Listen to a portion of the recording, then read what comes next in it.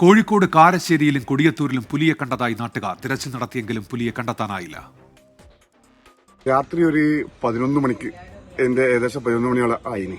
ഞാൻ ഇവിടെ കറണ്ട് ഇല്ലാത്തതുകൊണ്ട് ട്രാൻസ്ഫോമറിൽ ഇവിടെ തൊട്ടടുത്തുള്ള ട്രാൻസ്ഫോമറിൽ ഫീസ് കുത്താൻ വേണ്ടി പോയി അവിടെ മരമിട്ട് ഓഫാക്കി വെച്ചതായിരുന്നു. അപ്പോൾ ചാർജ് ചെയ്യാൻ വേണ്ടി ഓഫീസിൽ ഞാൻ ഫോൺ ചെയ്തുകൊണ്ടാണ് ഞാൻ വരികയാണ്.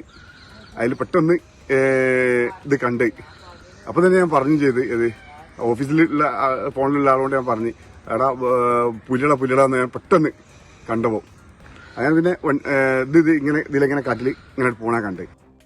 സമീർ സി മുഹമ്മദ് ഉണ്ട് ഇപ്പോൾ വിശദാംശങ്ങളുമായി. സമീർ, വനംവകുപ്പ് ഇക്കാര്യം സ്ഥിരീകരിക്കുന്നുണ്ടോ പുലിയുടെ സാന്നിധ്യം?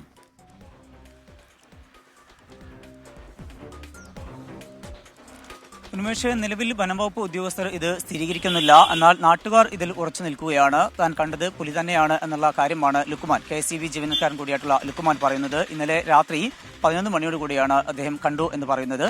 അവിടെ ശക്തമായിട്ടുള്ള മഴയും കാറ്റും ഒക്കെ ഉണ്ടായിരുന്നു. അങ്ങനെ കറണ്ട് ഇല്ലാത്ത ഒരു സാഹചര്യമാണ് ഉണ്ടായത്. പിന്നീട് അദ്ദേഹം ഫ്യൂസ് കുത്താൻ വേണ്ടി പോകുന്ന ആ വേളയിലാണ് ഇത്തരത്തിൽ പുലിയെ കണ്ടു എന്ന് പറയുന്നത്. ഒപ്പം തന്നെ അതുമായി ബന്ധപ്പെട്ട് നാട്ടുകാരോടും ഈ കാര്യങ്ങളെല്ലാം തന്നെ വിശദീകരിച്ചിട്ടുണ്ട്.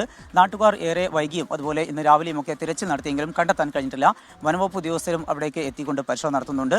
ഇത് സ്ഥിരീകരിക്കാൻ ഇതുവരെ വനംവകുപ്പ് തയ്യാറായിട്ടില്ല. അതേസമയം തന്നെ ഈ പ്രദേശത്ത് കഴിഞ്ഞ ദിവസങ്ങളിൽ കാട്ടുപൂച്ചയെ കണ്ടിരുന്നു. അങ്ങനെ ഒരുപക്ഷെ ഇത് കാട്ടുപൂച്ചയാണോ എന്നുള്ള സംശയവും നാട്ടുകാർ പറയുന്നുണ്ട്.